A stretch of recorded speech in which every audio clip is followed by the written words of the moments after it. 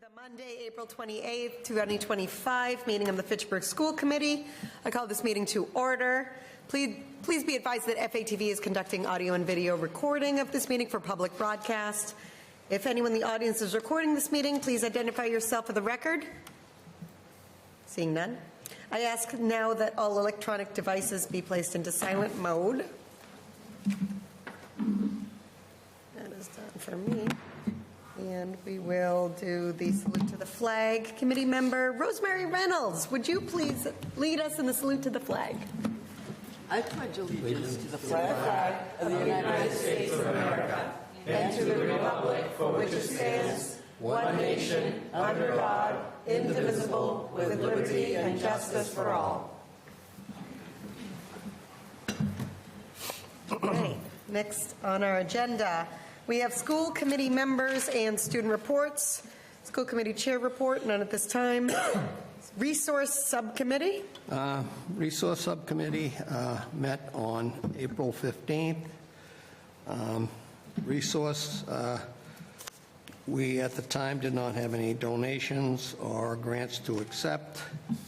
I believe we had one that was submitted, which is on tonight, if I'm correct. Two submitted. Yeah. Two. We had an enrollment update from Nick Packard, and he gave us an update. Enrollment is up about 70 students this year, so we've been still doing quite well. We went over the line item budget and reviewed the budget, and that took up most of our time. Good question. Debbie, anything? Anything to add? Any questions? Just one clarification, our next resource and school building needs committee will be on May 13th. It's not Tuesday. May 13th. The next resource subcommittee and school building needs subcommittee will meet May 13th. Yes. Right, yep. Okay, great. Would you like to tell us about school building needs? School Mr. building needs, Stevens? that's always very interesting. Mr. Roach,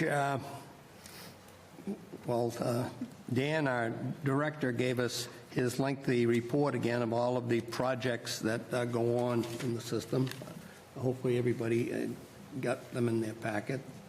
And but the big things we talked about mostly was the elevator at Lonjo, which will be down for some time, which it broke down, and of course the old high school Lonjo is over 50 years old, so getting parts is going to be difficult to repair that. So the principal and central administration is working on ways to alleviate the use of the elevator and how to place students, especially with handicapped students, and what we can do for them. So I think we're in pretty good shape there now. And we do have some quotes coming to us in development to get it fixed, replace. So we'll be coming back with more information as soon as we get that. Oh, What was the breakdown in the elevator? The motor. The motor. From 1913, Jeremy? Yeah, I mean, it's in the attic, first of all. It probably weighs about 1,000 pounds. The company, there aren't a lot of elevator companies, but the one that we work with is developing 3 separate options, essentially, to try to either repair the motor, which, hasn't been made in about 50 years, or redo the entire system. So once we get those, we'll have a better sense. As Mr. Stevens said, we did develop a plan for students and staff who, have needs to use the elevator for physical reasons. We'll certainly get through the school year that way, and, we'll see where we are when we get the quotes. Okay, Mr. Roach. Ms. Reynolds? Well, I do, but shall I wait for you to finish? No. Because to this issue, is this similar to the breakdown on South Street? Yes. Yeah, maybe even more challenging. But yes, I would say that it's going to be definitely as we know, like Mr. Seaton said about Longzhou, it's an older building, and this is an older device that is hard to access and extremely heavy. So, yeah, we can anticipate, I think, that it's going to be a challenging project. Challenging, I know. How long did the South Street take to, About 16 months. 16? 16 months? Yeah. Can't get the parts. Parts. Did walk up those stairs a lot. I got a lot of exercise those 16 months. Yeah, I remember. Oh, tight. Yeah. And this would be comparable to that. Well, we hope So this is larger. we hope it's not going and to take that long. Well, there are, We hope. Yeah, there was some actual good news about it, that the elevator company did feel like they could get access to parts to repair the motor, which was absolutely not the case for South Street. So that was a very positive surprise. If that's possible, The then least expensive. we'll be by far in the best scenario there. And did I By hear you significantly say we're least. using the same company that you used on South Street? Yeah, there's only a few companies that do this type of work, and there's only a few types of parts to be able to obtain. So the company we've used is one of the state contract companies. There's, I think, 5 on there. Once we get the quotes, we will likely have to bid anyway. So that puts it out to any company that does that type of work. Okay. so it's limited. If we cannot fix it, it's in the attic, and if we cannot fix it, then maybe hopefully we can get a new one to go in the cellar, the basement, because other than that, putting one back in the attic means taking off our solar panels and that Yeah. new $2.5 million roof we just put in. I mean, We hope They'd we don't have to go cut a down. hole I in the mean, roof. so we've, Wow. Get a crane. Maybe everybody can learn how to rope climb. Yeah. It's quite a contraption, there's no question about it. you know, the mayor can tell you when the budget gets challenging, that's when everything gets challenging. Breaks. Maybe Yeah, breaks, yeah. we went over, Rheingold had a problem with, and then Memorial had the problem with the power outage, Yeah, which yeah. was extensive.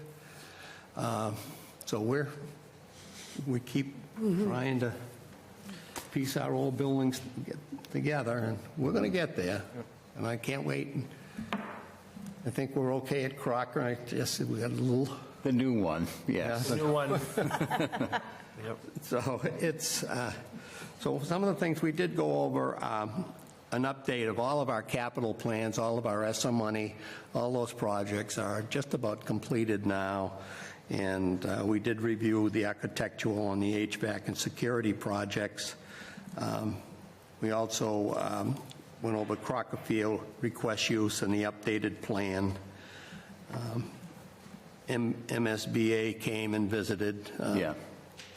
You want a little more on that, MSBA? Well, they do it once, between every 5 and 10 years, they'll do building analysis. They did it just before April break for Fitchburg Public Schools again. The last time was 2016. What it does for us is they will do a rating of the school, the condition of the schools. They rate from, I think, excellent to poor. And what that allows us to pursue is mainly, I think the best thing will be accelerated repair projects, because those tend to come in at 80 cents on the dollar. In terms of the reimbursement rate. So if it's $100,000, you receive $80,000 from the state of Mass. Some of the projects. Yeah, and we've done quite a few, but we, a full core project, I think, obviously the new building at Crocker is the big one there. But we would definitely look to use that for accelerated repairs. And what they do fund now is roof projects, windows, doors, exterior doors, and HVAC upgrades, but they're really shifting away from gas and oil-fueled boiler systems to, the heat pump systems, variable refrigerant flow type systems like Crocker, the new Crocker has, and basically electrified systems.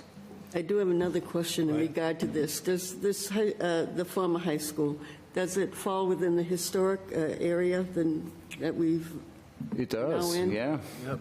And does that, you'll have to be informed or perhaps... It depends on the project. For projects inside the building, not as much.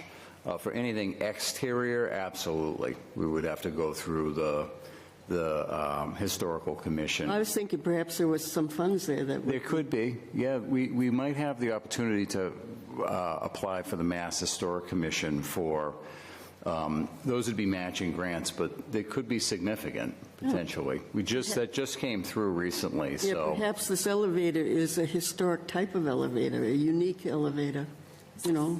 It's a good industry. angle to Definitely is pursue. unique. I would say it definitely is, Yes. if you were to see it. That's a great point.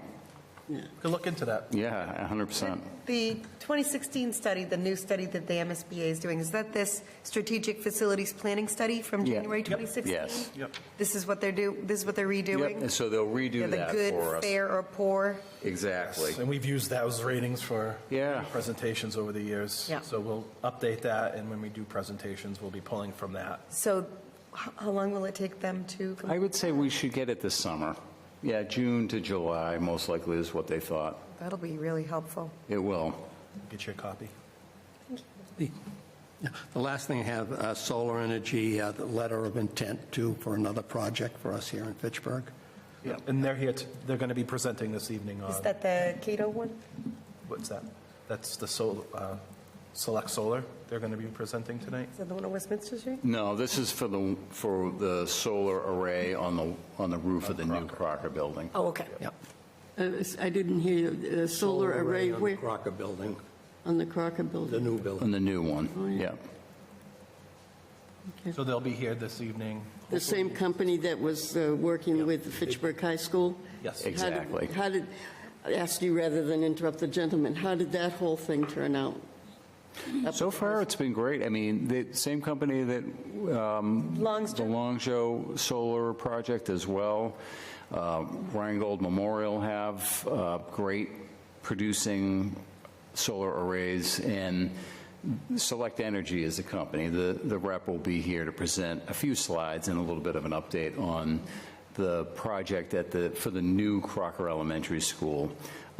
This will be great because the system there will heavily rely on electricity, the HVAC system. So I think that, we're really trying to get that gold LEED certification out of that building, which we're very close to achieving.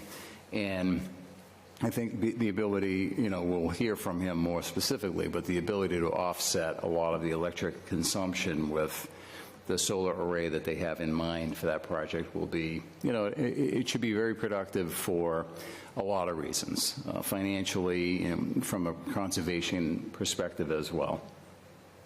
Thank you. That's it. Any questions? All right. Good, thank you. All right, thank you. We have Policy Subcommittee? Yes. Okay, we are meeting Wednesday, 5 o'clock at Central Office, and we'll continue our work with Section J. We're moving along. Hopefully, we'll have something to you, Right. if not by the end of the year, early next year. So, Thank you for all the great work doing that. Oh, boy. Okay, it's been a lot. Yeah. all right, Student Support Subcommittee? We'll be meeting next Monday, May 5th. May 5th. All right. School Personnel Subcommittee, no report at this time. Student Representative report. Good evening. South Street School is holding a Get to Know Your School night for new families on April 30th from 5 to 6:30 p.m. They're offering enrollment help, tours of the school, and meetings with staff. This is the final time I'm advertising this because it's this week. The Fitchburg High School's musical, Young Frankenstein, is on Thursday, May 1st at 7 p.m. Friday, May 2nd at 7 p.m., and Saturday, May 3rd at 2 p.m. and 7:30 p.m. You can find the link to buy tickets on the Fitchburg Public Schools Facebook page, and for online, you can also buy them at the door. And then for FHS students and staff, tickets are on sale at lunches until May 2nd. The Fitchburg Fire... Oh, also, Mr. Thompson making a brief cameo appearance. I'm ready. What's your role again? I'm Mr. Hilltop, correct? Yeah. Hilltop, yeah. Yep. It's an entertaining role. That's all. James and I are working on it, right, I'm James? going to be there Thursday night. Oh, 7 o'clock. The Fitchburg Fire Department at 33 North Street is having a Fitchburg Child Safety Day from 9 a.m. to 3 p.m. on May 3rd. AP testing begins next week at FHS, so best of luck to all students in AP classes. On May 7th at 4:30, Fitchburg is facing Leominster at a track meet at Crocker Field, and then at 6, there'll be a ceremony to officially dedicate the new field to Eric Kootenin and Christopher Woods, past FHS coaches. FHS's prom Night of 1,000 Lights is on May 10th from 6 to 10 p.m. at Mount Wachusett.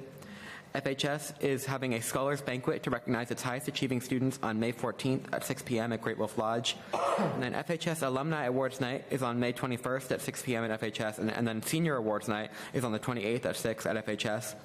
And then Fitchburg Public Schools is holding the annual Heart of the Burg Art Show at the Fitchburg Senior Center at 14 Wallace Ave on May 22nd from 5 to 7 p.m. All right. Thank you. Thank you, James. Thank you, James. Any questions, comments? Thank you. Is that all written down in some place that some people could access that? Yes. Okay. Where? It's on our calendar. That's If you go to kinda the what I district thought. calendar, it's on there. All the events are there. All right, thank you. All right, that's all our reports. Next up on our agenda, we have approval of the minutes from the previous school committee from April 7th. Make a motion, we approve the April 7th school committee meeting. Second. We have a motion and second to approve the school committee meeting minutes. All in favor? Aye. Aye. That's unanimous. Thank you very much. All right, next on the agenda, we have communications. Do we have any I communications? did not receive any there. Okay, public comment. Public comments of no more than 2 minutes in length, offered to be submitted by noon today. Did you get any of those? I did not. All right. Anyone in the audience who wishes to speak? You're allowed to speak for no more than 2 minutes in length. Let us know the item on the agenda you're speaking to.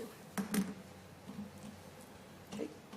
Seeing none, we'll continue on our agenda. We have next Superintendent's Great. report. Thank you, Mayor.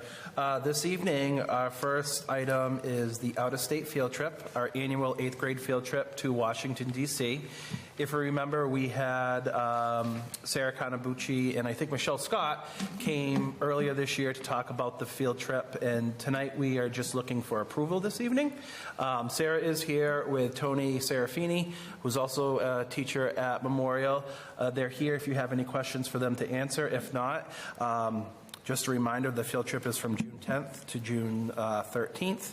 And the information is in front of you. If you do have any specifics, they are here. If not, I'm asking for you to move forward with approving this. Take it out of order. And take it out of since they're here, so we can just vote now. Sure. Yeah. Would you mind coming to the podium? Come on up. Would you? How many students that want to attend the Washington D.C. field trip can attend versus the cost, and how are we looking with like donations? I know that we tried to crowdsource donations. Yeah, so we have 150 as our cap because we have 3 buses. We've never had more interest than that. We could add more buses if we need to. They ask us ahead of time kind of what our needs are. So if we need to add a 4th bus, then you add it. So we have 140 students between the 2 middle schools. It's about half and half this year. We have the 15-to-1 student-to-teacher ratio. The trip is $716 because we are very thankful that central office found the money for the buses for our students. That saved them. It was $958 at first. Wow. And it's now $716. We did a popcorn fundraiser where students raised $3,405. We did the cookie dough fundraiser where students raised $6,038. Memorial Penny Wars raises about $800 every year.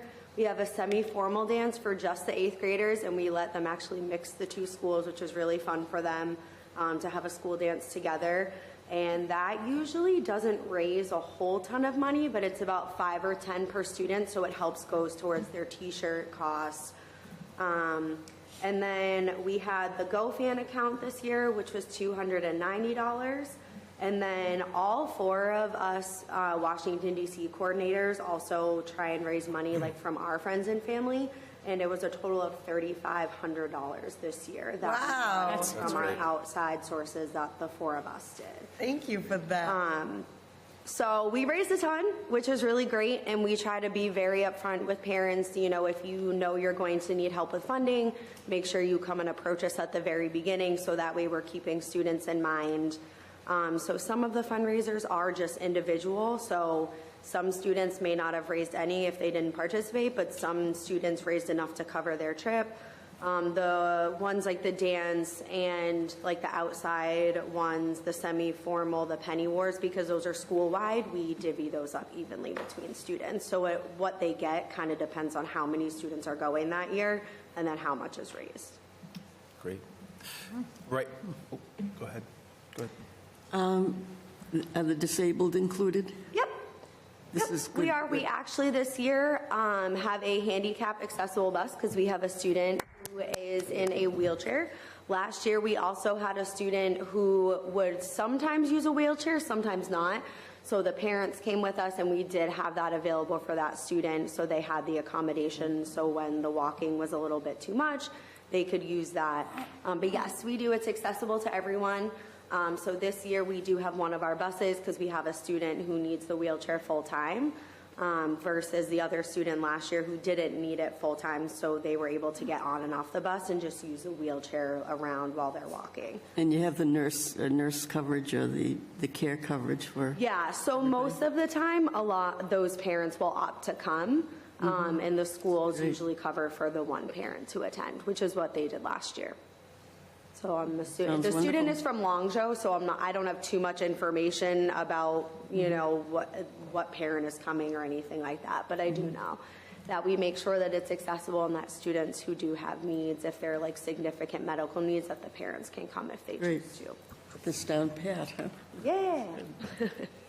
And would you mind just reminding everybody when the parents' information night is for both schools? So we have our original meeting way back earlier, but our next parent meeting is going to be May 15th. It's at Memorial, so it's easier for parking for parents to get to. And at that meeting, we go over all the medical information, so forms, insurance, what they need from doctors if they have daily medications. And we also go over the packing list, like rules and expectations, departure times, arrival times, and all of those finer details that we don't necessarily go over in the beginning because it's a little bit too much information all at once. So, Awesome. It sounds like a well-oiled machine. I mean, yes, really, the 4 of you us can just work tell very, very well together. how organized, and I think I speak for all of us, we appreciate so much your fundraising efforts. Yes, that's I mean, that is huge. Yeah, the 4 coordinators, we work very, very well together. We make sure that both schools have the same opportunities so that one school isn't getting more than the other, and all 4 of us raise money for both schools outside of it. So Great example for others. I just want to thank you for keeping this going for us and Yeah. how much, we love it. It's a great trip, and the students really do represent us very well.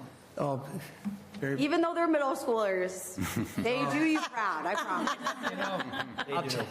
I'll tell you, I don't care where our kids go. People say, where from? They Fitchburg, because our kids are always well-behaved. And Always. They are. They actually wanted to rat another school out and have us call their... Last year they did, right? Actually, both years, yeah. They were appalled and asked us to call their school. I was like, guys, I don't think we're going to do that. But. I know Mr. D.C., with Mr. Mascherelli and I, we started the trip 35 years ago. And Yeah. just I hope we're making you proud. Oh, you certainly are. certainly proud. And my daughter did it for a couple of years, and she may get involved with you again, you know. Hey, you welcome it. Yeah, so. Any other questions for Sarah? Thank you so much. All right. Thank Do you. you want to, We'll vote to now. take Take it out. Vote. 25-504 out of order? Yes, I make a motion that we take 25-504 out of order. Second. All right, motion and second to take 25-504 out of order. All in favor? Aye. All I right. make a motion that we approve 25-504, the superintendent's recommendation to allow the eighth grade students to attend the Washington DC trip on June 10th, 2025. Second? Motion and second to approve 25-504. All in favor? Aye. Unanimous. All right, that's Have a approved. great time. Thank you. Thank you so Thanks a much. lot. Thank you. Thank you. Tony, you sure you don't want to come up and say anything? No. Okay. Did a great job. All right. Yeah, that's great. Thank you both. We appreciate it. Appreciate it. Thank you. Thank you, guys. All right. Moving on, we have Julie Fanoff here. Did I say it right? I did. Here this evening to give us a ELA update. Julie is our Director of Literacy for the district. Welcome, Julie. Well, thank you for having me, and hopefully that will magically just start to show up there. There we go. Love it. All right. And you should have all the slides available to you. So this is just a chance to talk a little bit about the work that's happening in English language arts across Fitchburg, which is always nice to start with kind of an image of our students at work. But really, our work in literacy is giving students active learning experiences where they are interacting with a wide variety of sources. It's not just about texts, but there's images, there's resources. Sometimes those interactions are oral, and we're discussing things, or we're viewing something, or engaging in written work. But throughout all of this, students are working on their critical thinking and reflecting on that because they're building their own self-awareness, but also the awareness of their local community and the greater community at large. Last year, I talked about the standards. This is just kind of here as just a brief reminder that we do cover a whole lot across literacy. We have a lot of standards in reading, writing, as well as speaking and listening. And so that begins everywhere from our earliest learners working on their understanding of letter sounds, the sounds that we make, connecting those to print, and then beginning to put those things together to make sense of words, and then building our sentence understandings and applying that to what we take in through reading and then what we're writing. And as part of our district focus, we have a core view of the importance of dialogue and student-to-student dialogue. So for our students to be able to talk to one another, because it's how we make sense of things when we talk through them. So that's just a little bit about our standards. So this year, I figured I'd help you understand a little bit about what goes on when we talk about what it means to learn how to read and what we're doing when we're trying to help our students to become skilled readers. So this image is something called Scarborough's rope. Scarborough is a researcher, and this talks about all of the threads and pieces that get woven together as students learn how to become really skilled readers. And so our teachers are beginning modules in all of our literacy programs with supporting students' background knowledge. What do you know about this topic? And being able to connect that to vocabulary that's in there, whether it's learning new words or making sense of words that are in there, looking at the language structures, but also understanding how texts come together, right? Is this a cause and effect type text? Is this an informational text that actually tells a story, but it's true and factual? Or is this literature and we're learning about something that isn't happening necessarily in real life? And then we also look at the piece of decoding and making sense of the words that are there. So how do we understand those sounds, make sense of those letters and words on the page? And then when we start to put all that together, that's where we start to build that fluency and become really strong readers. That's the work that's happening every day, regardless of the age of our students. So I am not going to read all this, do not worry. But we do have goals, and we have goals that really originated first, K through 5, as we began implementation of Into Reading. We've extended that with our implementation of Into Literature, which is our core resource for grades 6 through 10. And basically, our first long-term goal of that is that teachers are using this high-quality resource. It's an evidence-based curricular resource, and that it is working grade level standards. So that's our first goal, is that we're using that to provide those active engagement learning opportunities for students. What does that mean for this year, or actually last year? What we achieved is that teachers worked really hard to understand this resource and how to plan effectively with it, and ensuring that each lesson that was being delivered had a learning target, and we understood what students were working on there. This year, we've really looked at that opportunity for student-to-student discourse. So when we go into classrooms, we're looking to see, where do students have an opportunity to talk to one another and make sense of the work that they're doing? Next year, we're going to look at strengthening our scaffolding, ensuring that all students have access in order to take in information, but also to show what they know. So that will be part of our work for next year. We also have another goal that looks at the writing component of this. So we have a reading goal, we have a writing goal. And this year, we've been working on what we call explicit writing instruction. Understanding, we're going to work on the introduction to this. We're going to make sure that our topic is well developed, and we're going to pull our readers in and then be able to get into the body of our writing, whether we're writing about something and making sure we have evidence to explain our thinking and to support that. And that continues to be a place that we're developing. We'll bring that forward again to next year, where teachers will be bringing student work in. This happens already in some places, but to really get that across all of our schools and grade levels is to have that opportunity to look at student work. Let's look and see what students are writing, what does it look like, and how does that inform how we're teaching. And then lastly, we also have a goal that is about our instructional leaders. How are we supporting the leaders in our buildings, understanding the resources, understanding these practices, so that when they're going into PLC or they're going into a classroom, that they feel informed and know, oh, okay, yes, this is from the resource, and this is what we want to see happening here. So there's been a lot of work that the district has organized on feedback, and really how we're giving feedback to teachers in there, and thinking about what does that look like now in this realm of literacy. And next year, we'll carry this goal forward with increased opportunities for our leaders to co-plan PLCs and to be in those PLC sessions so that they're learning right alongside the teachers too. So that guides our implementation of the work that we've been doing. There's a lot of different data we could talk about and things here, so I've just grabbed a few pieces to kind of tell the story of where we go when we're looking at our early literacy and what's happening there, and then how that continues on through the grades. What you're seeing here is what we call DIBBLES. It's the Dynamic Indicators of Basic Early Literacy, and it's a screening tool we use.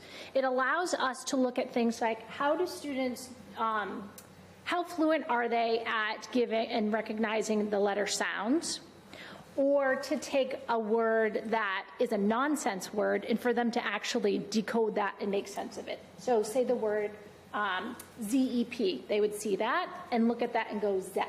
It's not a real word. You wouldn't know it just by having memorized that. You actually have to understand that Z says Z, and then E says E, and then P says P. And then you put those together and blend that. So there are several different types of little 1-minute assessments that students are doing for this. And it helps us to understand, how are our students progressing? When we look at this, an area of growth that we're seeing here is some really strong growth in 4th grade. We've seen from 12% of students in the beginning part of the year scoring in that, exceeding that blue, and that actually went up to 24%. So they've doubled that. So there's something really strong that's happening there. And when we talk about the things like the professional learning communities, those PLCs, We also see teachers who are strongly planning together. They're collaborating. They're really thinking about where students are at. An area of focus that we're seeing is that the percentage of fifth grade students in need of strategic support has increased. That is not what we want to see happening from fall to winter. So this fifth grade group, as we look back to COVID, these were our kindergartners in 2020. And so this is a place where we see we still have supports to, for those students in acquiring those decoding skills so that they become that strong reader that we talked about earlier. So this is a measure that we use for kindergarten through fifth grade. We also use some of these assessments in 6th through 8th grade for our students in intervention. Yeah, may I interrupt? Sure. Are you saying that this 5th grade here, grade 5, Yes. and all of these colors and whatever they represent, those are the children that were delayed through COVID? I mean, of our students, that's you're your right, first. that our 5th graders were our kindergartners then at the height of some of that time. So we are still seeing impacts of that.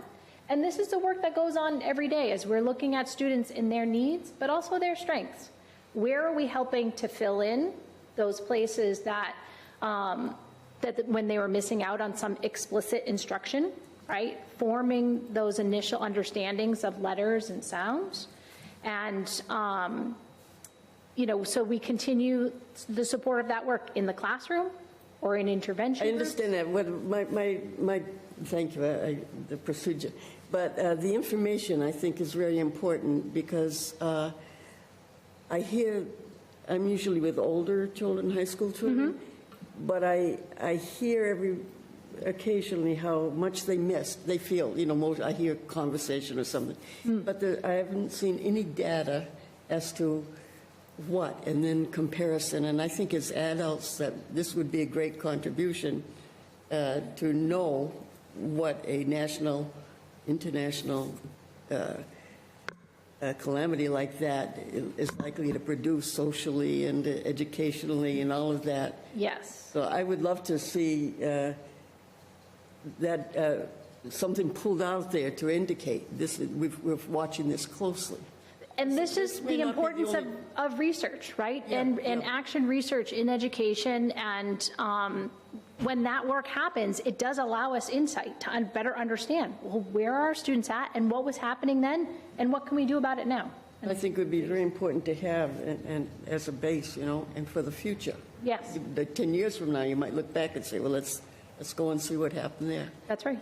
There's lots of things there. So this is one small piece of a measure that we use, and we use this 3 times a year. We use it in the fall, the winter, and again in the spring. All right. I'm sorry, but I just have to say something.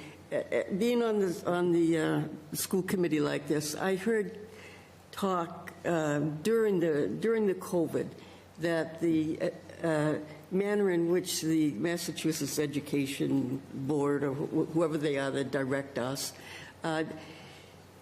didn't want to use certain words that indicated that there had been an effect. You couldn't use the word remedial, and don't hold me to any of this. I'm just saying in a general way, rather than recognizing we're going through something big here. And I'm addressing this specific problem to you rather than just say, oh, yes, we do this all, we do the, you know what I'm saying? This is a special event that happened, and I'm calling for some special attention to closely follow and notate what we're observing in the children that were hardest hit, that were hit during that 3 or 4 year period. And I think that is, one piece of things. But when we look at our students, we're looking at that, and we're looking at where are they at, because there are many different events that can impact learning. There are lots of things that can strengthen it. There are things that can have negative impacts to it. So kudos to our teachers and the teams that we have working together that are constantly looking at those students in front of them to say, where are we at? What do we have for strengths here? What are those areas that we want to be able to support our students so they continue to grow and develop in the strongest way possible? That's the work that we do here in Fitchburg. I still don't hear you addressing my specific concerns, and I blame that on my manner of expression. Perhaps you're not understanding me. However, I just thought of another advantage of what I'm suggesting is there may be something in the, this may not continue. What you're seeing in the fifth graders and the sixth and the seventh, that we're strong, uniquely impacted, not an ordinary thing, unique in our world. Yes. And each grade was impacted in a different way. I think that's also important to understand. But if you're asking, are we looking at longitudinally where these students are at? Yes. We've looked at these students as fourth graders, as third graders. Within that focus and notating it. And right. It would be the same as any physical patient having a physical, event in their life. What happened when that Correct, which is why we have data systems here in Fitchburg that actually keep track of that data for all of our students over their time here in Fitchburg.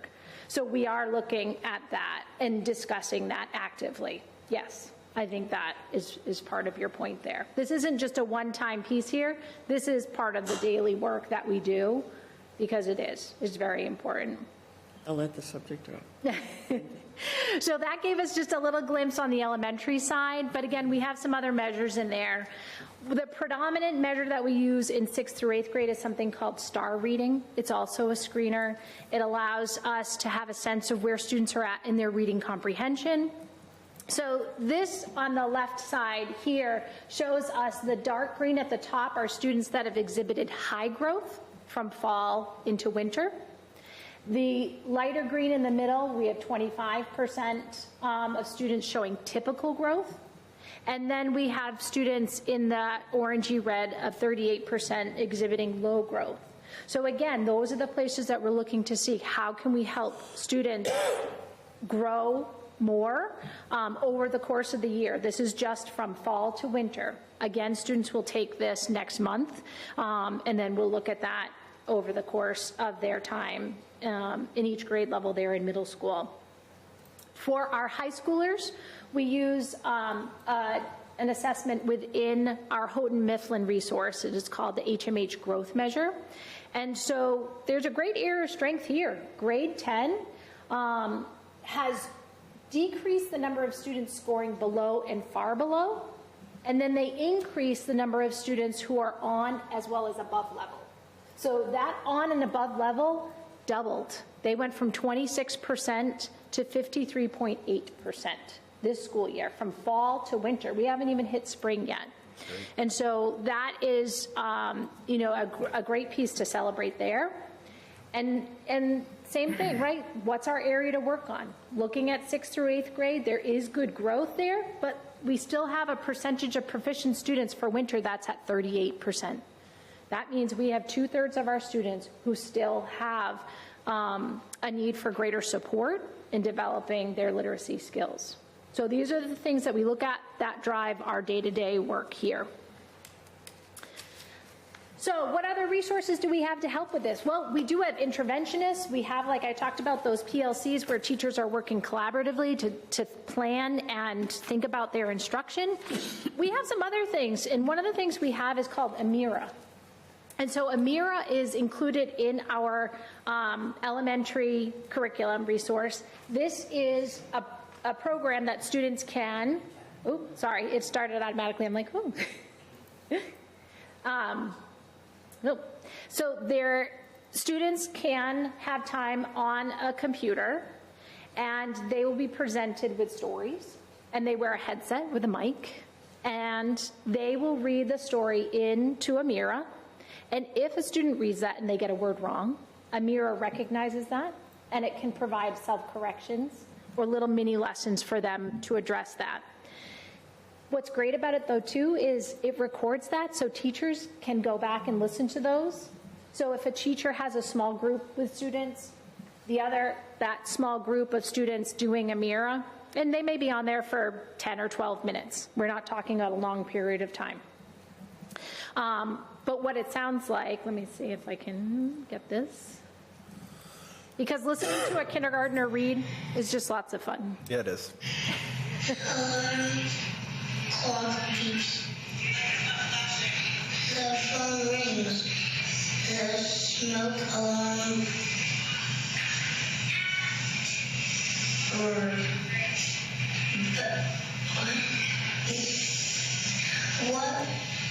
What would you do? Whoop.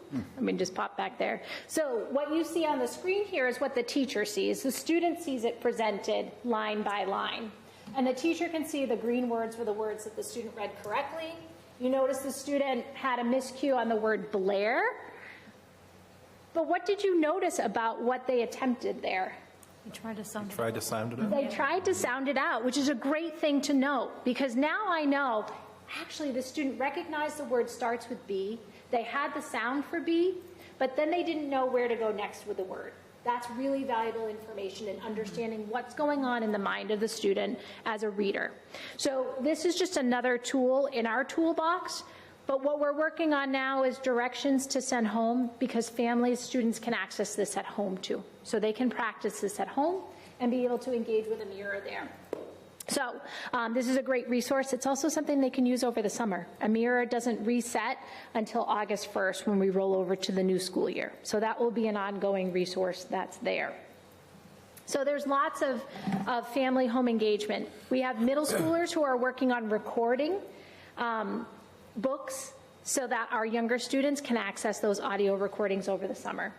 So they're underway with some of our literacy coaches as well as some of our library staff working with students on developing that set of things. And we'll be coming out with the summer reading recommendations for that too. But we also get to celebrate the great things that go on in literacy, and Community Reading Day is one of those things. This year it was Sustainable Stories, Communities That Care, so we had a lot about gardening, the importance of community and what goes on there, and it was great just to be out and about in classrooms. I had a chance to make my way through pre-K and kindergarten, and then I ended my day with fifth graders, which was exciting for me because that's where I started as a teacher. So to be able to go back and read to fifth grade really felt great, and they were great to be with. We also had a chance to have sixth grade teachers from both Longshore and Memorial get into fifth grade classrooms, and so students had the chance to meet some of their next year teachers, and which was exciting. I introduced one of our literacy coaches and to a class at Crocker, and one of the students said, "Oh, I'm going to Memorial next year." And I said, "Well, you're going to get to meet Mr. March. You'll be all set. You already know somebody there." So lots of exciting things happening on that day. So It's the best part of my whole week. it's the best part of my whole year. And I also got a chance to have my own mom and my daughter come in. So it was a great day to celebrate that. So Great. that's what we have going on in literacy. Thank you, Julie. All right. Do anyone have any questions for Julie? Can I go read to the kids again? Yeah, anytime, we do welcome that. There's always lots happening. We never refuse that chance to get books in the hands of people, so. All right. I went to a first grade at Rheingold, and I had the pleasure of reading a book that had never been read to students before. It was a book my wife wrote for her master's degree in 1980, and we just discovered it again, and all illustrated. And I had a chance to read it to the first graders about little Econ who traveled, and they thought it was great, and they're planning on writing stories themselves and inviting me back to listen to their stories. So I'm looking forward to that. Look at that. You just made a whole, classroom of authors right there. But So. that was a book that's over 50 years old, and not even my children or grandchildren had read it. That's great. That is exciting. Yeah. And that is the great part of this work. So it's work that I'm honored to do. Okay. Good. Thank you, Julie. And Thank just, you so much. Thank you for the work you do every day, but I know that you had to organize the Community Reading Day, which takes a lot of work, contacting everyone and getting it organized. So just thank you for that and everything that you do, Julie. We appreciate it. Thank you. Thank you. Thank you so much. All right, moving on. We have Byron on. I think Byron joined. And Byron is from Solec Energy, and he will be giving a presentation on the Crocker Elementary School solar energy project. So Byron, can you hear me? I can. Can you hear me? Yes, we can. Perfect, Byron. You're all set. Welcome. Excellent. All right. Well, let me see about sharing my screen here, if I may. All right. Let me know if you have any issues.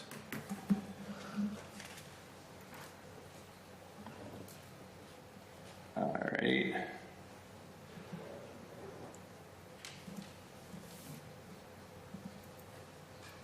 It should be up in a second here. Perfect. You're all set. Excellent. All right. So before I start, congratulations. I understand that Crocker is under sale and that today was a big day in terms of opening and having some of the kids start classes there. Yes, our grade 1 and 2 students and teachers started today at the new Crocker Elementary School. It was phenomenal. Lots of smiling, happy teachers and students this morning. You had the perfect day for it as well too. It could be snowing. I mean, it's New England, so yeah, that's perfect. So this is a continuation. This presentation is a continuation of kind of an ongoing commitment on behalf of Fitchburg Public Schools to incorporate solar, if and where they make sense on campus. We've already built systems, as you probably already know, at Rheingold, Memorial, Longsjo, the Fitchburg High School canopy. But Crocker is significant in one way because it's the first system that we've built to be truly solar integrated. Like right from the get-go, when the building was being engineered, working with the engineers, locating the conduits to the roof. So this is, it's exciting in the sense that it's a fully solar-ready integrated building. And we're ready to kind of go to the next step there based on the development cycle of the building, and that's what's kind of prompted the presentation tonight. It's an opportunity to sort of discuss the update, where we've gotten to so far, discuss the project economics, and then just the next steps for the solar installation. Overall, just from the solar installation side, it's the same pattern which we've used for the other systems as well too, and we can kind of walk through that. In terms of, and feel free to ask any questions as I'm going here as well. In terms of pre-construction activities, we've fully designed the system. You can see here that it was actually, we mapped the location of the panels based on the CAD drawings. This is obviously not the first rendering that we did. We actually had more panels in here, but then integrated so you can see the walkways. So we worked with the architects to come up with walkways to make each of the areas and the air handling units more accessible, work on the setbacks, optimize the production in terms of the azimuth or direction of the mods, and then included the conduits that go back down into the electrical room. We've confirmed with the architects regarding the location of the modules at this point, and we've also had, as the building was developed, our electricians go out there, our site review team, to actually get on site as the building was developed to confirm, all of our assumptions, and as well as the costing as well. Was there a question? No, sorry, I was clearing my throat, Byron. All right, yeah, no worries. Okay, so next slide. This slide is about the economics, and there's a couple aspects to it that we can discuss. One of them is just in terms of sheer system size. You're at 350 kW DC, which is a really good sized system and uses most of the area on the roof. The output is about 409,000 kilowatt hours per year. And in terms of building usage and in terms of the cost per kilowatt hour that we're offsetting, we base that off of the existing Crocker school. So I know that it is an entirely different platform. We do not obviously have a year's worth of billing data.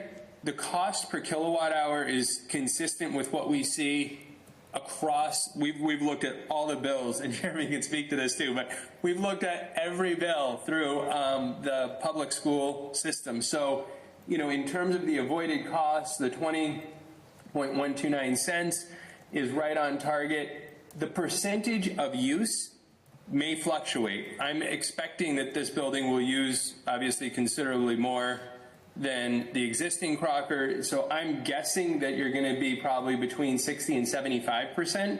But again, we'll see how the building performs. That'll have to do with summertime usage, air handling, air conditioning, and all the rest of it. It won't affect, however, the overall savings, because the savings are based on the kilowatt hours and the addressable rate. Our PPA rate comes in at 14.9 cents, which is well under the avoided cost, and this is also through the Power Options program. So Power Options is the organization that enables the city to do the direct procurement, and also they have the agreements which have been negotiated with the city over time. And they also do an audit of the financials for each one of the systems that we build. So this is consistent with the Power Options framework, which we've used previously. The year one savings right out of the gate is expected to be over $31,000. And that's savings that you would be receiving as opposed to paying that to the default utility. That ramps up over a 25-year period. So over the 25-year period, typically a roof installation we will look at as a 20-year term, except when the roof is brand new. So the canopy, the solar canopies at the high school were 25 years just because it's the physical structure and it's not sitting on top of a roof. But when you're looking at a brand new roof structure where the roof is expected to exceed that 25-year term, the economics are stronger to look at that longer term contract. So this is based on a 25-year term, and over that 25-year term, we're looking at over $1.5 million of savings to Fitchburg Public Schools. So it's a very strong project, and I think part of that was the work that we did collectively with the city and the architect in terms of the solar integration.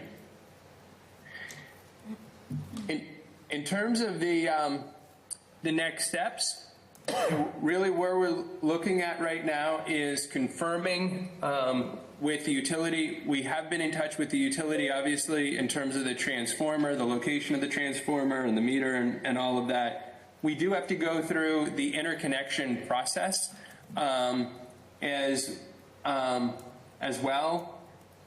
We're also in the process of advancing with the PPA and lease agreements, which we really have informed now as they've been negotiated through the Power Options program, most recently with the high school, but just before that with Longstro as well. It's the same set. There's some updates based on what towns have provided for guidance that we'll include in that, but it's essentially the same set that we've used with Fitchburg, in the last two schools. The structural and permitting is interesting, but we go through the formality of a third-party structural review just for our own due diligence and diligence for financing. But the reality is that the roof has been built to the weight load capacity to support the system. So there's really no concern there, but it's a box we check as part of the financing of the system. Then we submit for the building permit, and then order and go ahead and install. We're looking at doing the installation this year. Probably get started as soon as the ISA comes back from the utility. And we acknowledge that there's construction active at the site. There will be work to be done to coordinate with the on-site contractors. They obviously have precedent in terms of completing what they need to do, but there are windows that we could operate and get our panels on the roof, and then work in tandem with them if it's acceptable to, obviously, Fitchburg Public Schools as well as the the current builders. So. I'll pause there, but that's the 30,000 foot kind of update and the economics and next steps. So Byron, installation more likely will probably begin this summer? Yeah, we would plan for this summer. There's coordination to be done. Yep. Probably more likely August than early summer for sure. So great. School committee, anyone else have questions for Byron? No questions. We have no questions, Byron. This is, I remember when we did the high school in Longstrode, there were more questions, so yes. Probably. You've answered all of them over the last several years. Yep. I think so. We're saving money, that's it. Great. Well, thank you, Byron. We appreciate it. Thanks for hopping on tonight and going through the presentation. I don't think we have any other questions. I think we're all set to move forward. Thank you, Byron. Thank you so much. So there will be, I guess the next step would be for a formal vote from City Council. So as we've done for the other projects, so I think it would be in part action items for City Council review and approval, and I don't know if that necessitates a vote here from the school committee before going to City Council, the recommendation, but that would be the next step for City Council to authorize the signature of those documents, I think. Yeah, we didn't put it on as an action item. Do we need to? We would have to do it, I think, for the next meeting. Yeah, so we'll put it on for Monday. We'll add that May to 5th. the agenda. I do have one. Oh, sorry, we have a question. Hold on one second, Byron. You waited long enough for a question to occur to my mind. Would you please tell us, and then perhaps you did say it, but just so I can understand better, what you've done for Fitchburg already, has it met the expectations? Has it exceeded the expectations? Or has it not met the expectations in savings? Well, I can certainly speak to that. The expectations were more than met, and that's a combination of two things. One, the production is as we had expected it to be. Not only do we install it, but we operate and maintain the systems over time. So they are operating effectively and definitely as expected. Good.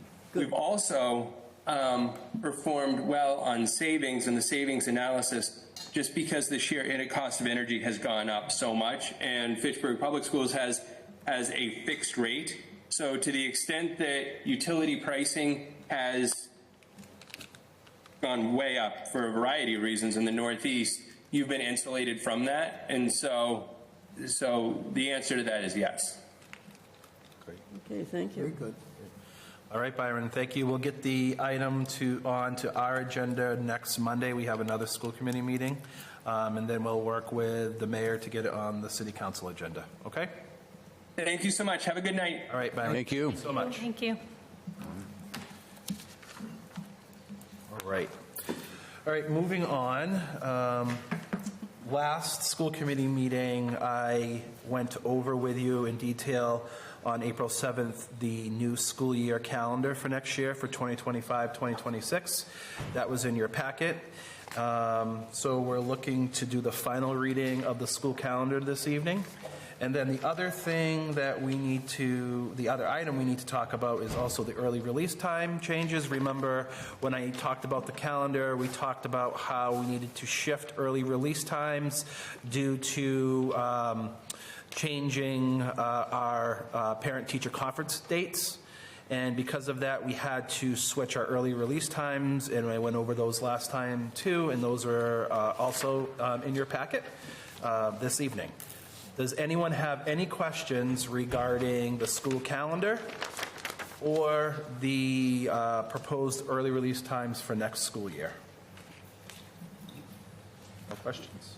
Yes. I was just thinking as I was reading it, the proposed release times, that was an item that came up in you're dealing with the union. Yeah, the teachers' union. Right? And yep. That's what we're that satisfied. And plus feedback that I received from multiple parents in the district, Rosemary. We have several parents that have students at the elementary schools, the middle schools, and the high school. And when we have conferences all on the same night, and it's a 2-hour window, it's very hard for them to be in all 3 places at once if they have to be. It's hard just to be in one place. Exactly. So listening to the teachers' feedback and our parents' feedback, I made this change based on that. Yeah, and everybody's happy. This is good. So far, Rosemary, we'll see how it goes next year. I'm very happy. We used to do that. Yeah. It used to be staggered. Yep. And I don't know what happened over the years. It changed. I don't know either. Yeah. But we're going back to what we used to do. Yeah. So if there's no other questions, I'll move on. That is up for vote this evening. Okay? All right, great.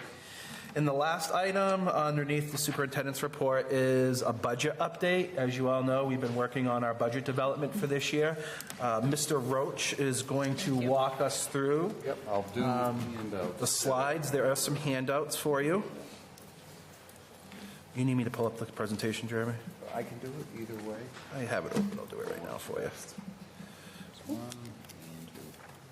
Ooh, it's a big one. It's a big one. We're coming down to the end. Yeah. I brought mine from the other day, Joe. Thank you.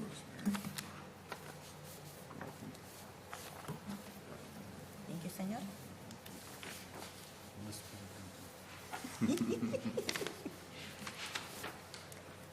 Thank you.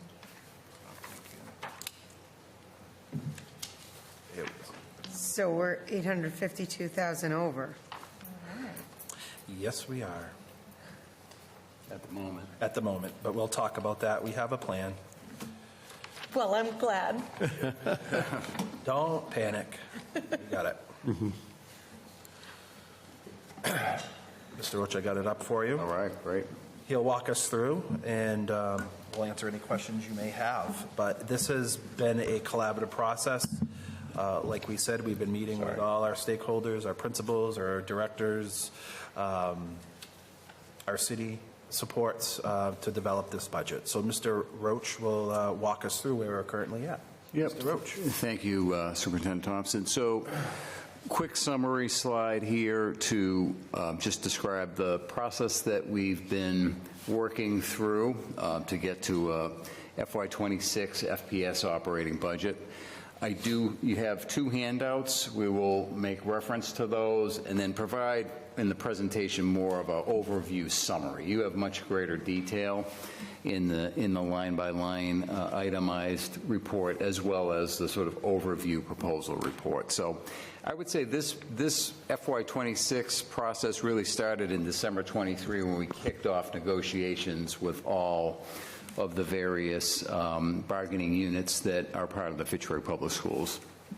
Great news is we're at the point now where the last unit, which is Unit B, that's the administrative unit, is just about ready for finalization, but all other agreements have been negotiated and are in place for FY26. That helps an awful lot because at this time last year, we didn't have one contract ratified yet, so we were speculating as to what, personnel costs would be for the next couple of years. I think as we look at the Student Opportunity Act, we are in a district that receives a significant amount of Chapter 70 funds. Those are the state funds. We have to meet the net school spending foundation budget of $110,532,275. 86 million, so that's a $19,000 just over per pupil expenditure of the student population here in Fitchburg. The Chapter 70 mass contribution is $86 million. It works out to about just under 15,000 of that 19,000, and then the municipal contribution minimum requirement is $24,320,887. That works out to just under, or just about 4,200 of that per pupil expenditure. In February and March, we did a lot of work, really, I would say even January, with our schools, as well as large sites like school building maintenance, athletics, some of the other ones that also contribute to the operating budget. They made proposals. Really, we focused those on our commitments around, our strategic plan and the work that we're trying to do there. How can we increase outcomes for kids? We heard some great information today from Ms. Faniff and about how that works. But that's really been the focus, improving the experience for our students and improving their outcomes.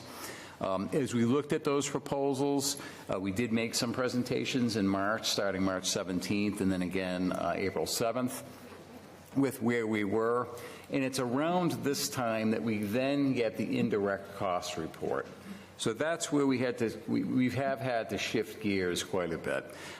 So that meant that we needed to come in, because the indirect costs came in at $2.9 million more this year than at the same time last year when we were building the FY25 budget.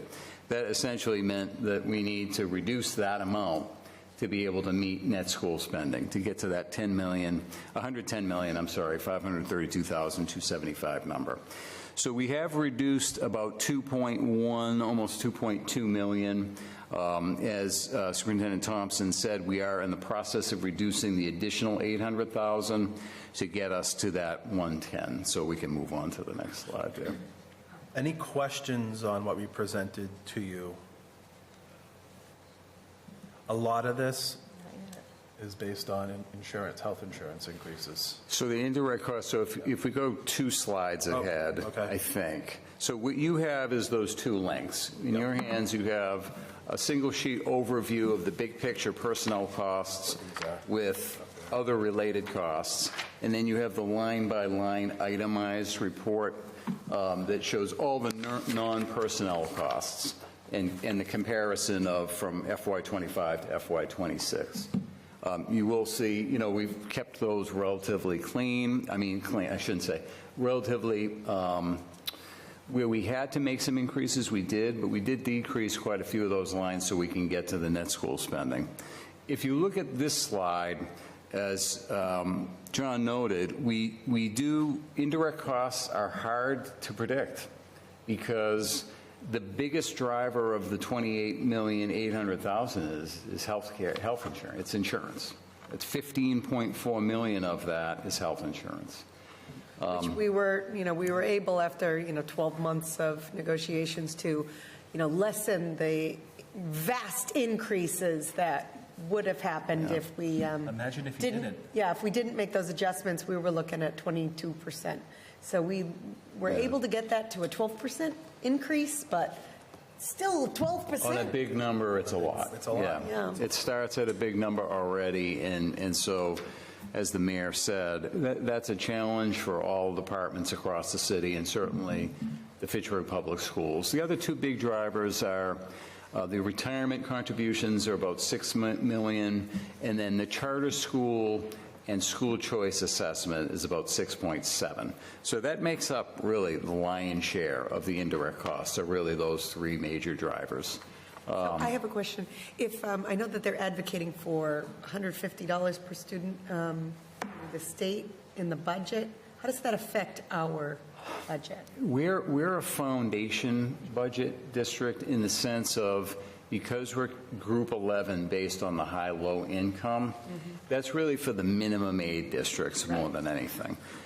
We will see potentially a slight increase in our overall, as they go through the phases of the governor's budget, and then it goes to the House and the Senate, et cetera. We might see an increase of 50,000, 75,000, something like that. But my understanding of that, that sort of minimum aid requirement of kicking it up is really for a lot of the districts that don't get the student. That really, I would say it's groups 9, 10, 11, and 12, meaning their low income percentage is 50%.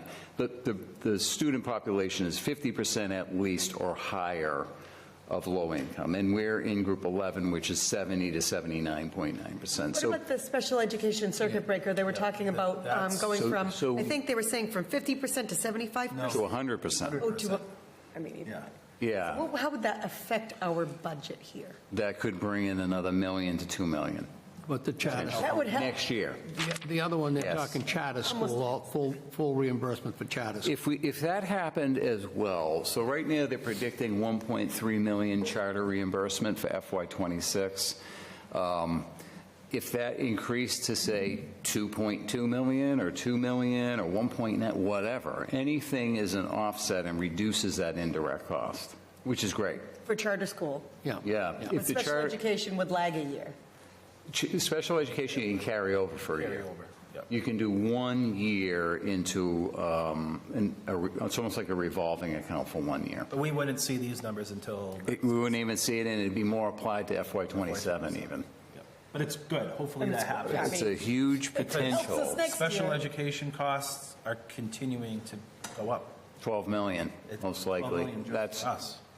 just looking at what our costs. But to your point, if the circuit breaker reimbursement goes to 100%, and the circuit breaker out of district transportation reimbursement goes to 100%, we could be in the $1 to $2 million increased funding range. Are they talking about the out-of-district?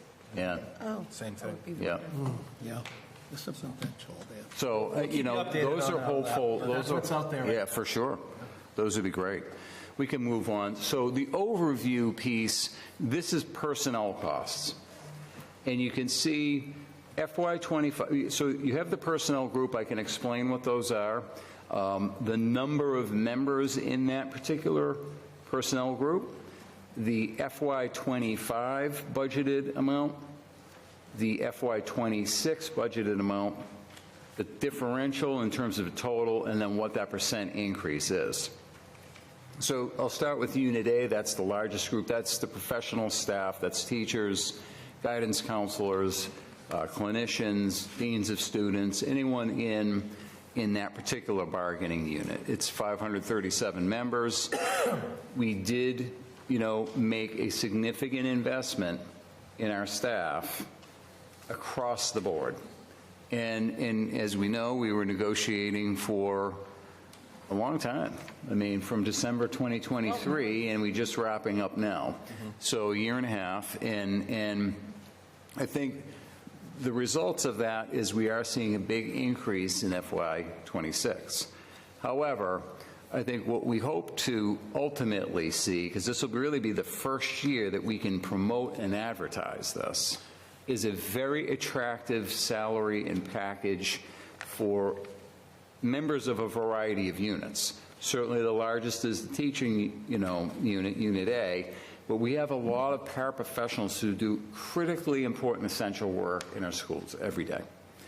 They are among the highest paid in our region, and they do really difficult, challenging work, and we wanted to ensure that. So, we are hopeful that we see, in terms of the quality of our candidate pools for the open positions that we have, really strong groups, because we also know in some other districts in the region, they're struggling and they are making reductions in various communities. And, again, I think we're seeing some increased numbers, at least, of applicants in some of the positions. I'll speak on that. So last week on Thursday, Carrie Fabali, our director of HR, went to a career fair in Boston, and we had our information out, and she said we had a lot more interest to Fitchburg because of the increases we made in our salaries. So on top of what we also offer with tuition reimbursement and other benefits that we offer, we had a lot more interest. So I'm hopeful that we'll be able to find some qualified candidates for the positions that we will have open. So, I have a question for you. What is the effect of a teacher who would like to go from one district to another because of your higher pay? Do they suffer a loss, an economic loss doing that? it all depends. Some districts have a cap on where they can put you on the salary scale. So if you're, let's say you have 10 years in Ash West, right? And you come over to Fitchburg, more than likely we'll match your 10 years and put you on the correct step on our salary scale. Other districts have caps. They can't go up to a certain amount on the salary scale, so they'll place them on a certain spot. But it all depends on the district that you go to, Rosemary, and where they place you. I'm referring if you come to Fitchburg. We will place you based on your experience, based on your education and your experience. Here in Fitchburg, we match you on. You don't lose the funding that you had for the. We honor that, and we place them where their experience. So do they receive when they retire? They receive funding for X amount of years wherever they were. Yes. Yep. Those years all accumulate. And then from there on, funding from Fitchburg. Yes. Yep. So that's a good point, right? Yeah, I think you're right. Yeah, we can move to the next slide. So this would show a demonstration of the major sight lines, not including personnel. So you have from departments such as ESL, multi-language learners, school building maintenance, transportation, athletics, but also the schools. So as you can see, we have some really pretty significant line items in terms of the particular department. School building maintenance as an example. It's the operation of the entire district. It would be any of our, maintenance type issues that we see, like we heard about Long Joe's elevator and the power situation at Memorial before the vacation. So that one, we have to make reductions. We have to find funds to be able to do that. And so we did make some reductions in a number of the areas, which I think you can see. Some of that has to do with we have also are entering into year 2 of our Student Opportunity Act plan, and we did a lot of work this year. We give credit to Ms. Colon and Superintendent Thompson really for driving the initiatives that would be sort of professional development focused. So we have a lot of those up and running this year. So they enter into year 2. So we don't necessarily have the implementation costs that are associated with starting something. So we were able to make some reductions in a few of those areas. Overall, you see a 3.3% increase, sort of in all of our non-personnel line items across the district. If we go to the next slide, this is the handout that you have that shows kind of how we come to get to that net school spending. We look at all of our personnel costs. We do remove grant-funded personnel. The 2 main grants that we receive that we're able to use for personnel costs are Title I and the Special Ed grant, which is the 240 grant. We're hoping, because those are federal grants, that they are sustained. We don't find out until July what those funding levels are, but indications are it should be at least level or close to it for FY26. Once that's reduced, then you add all those non-personnel line items together. You then subtract transportation because that really is a city cost. We manage it, and we are the main team that interacts with the transportation companies and facilitate all of that, but those costs come from the city. That gets us to our direct spending budget, so you can see that as $81,730,257. We then add in anything else, so the indirect costs, again, that comes in April typically, so there's your 20 approximate. It's approximate still, and I know the auditor is working hard on that and to do the best that can be done to try to reduce those costs, but sometimes they are what they are. The 28.8 million, and then we had proposed 13 new positions. We do have some reductions already. We had 3 that we had discussed at a previous meeting, and then we do have the new Chapter 74 program with Monty Tech, which is 44 students. So when we add those on top of the 81 million, you get to $111,385,026. But who's counting the 26? We're counting every penny. Yeah, I know we are. Subtract the foundation budget to meet net school spending, and we're still at a position where we need to find $852,751. We feel pretty confident we will have that for you for next Monday's meeting, the May 5th meeting, which will include a budget hearing prior. We did quite a bit of work last week on that, but we didn't feel it was ready to present because we kind of had a skeleton crew for the vacation. So Jeremy and I and Melissa Rodriguez, or Dandini, our accountant, we sat on Thursday, Friday? I think that was Friday. Friday, and we made some reductions. So kind of what we're going to do next is tomorrow I'll be meeting with my cabinet to look at our proposals to meet the $852,000 deficit that we currently have. I'll then present that to my principals on Thursday. I have a meeting with them first thing Thursday morning to get their feedback, and then we'll come here on Monday and give you that information, present that to you. Okay? We will be able to do this.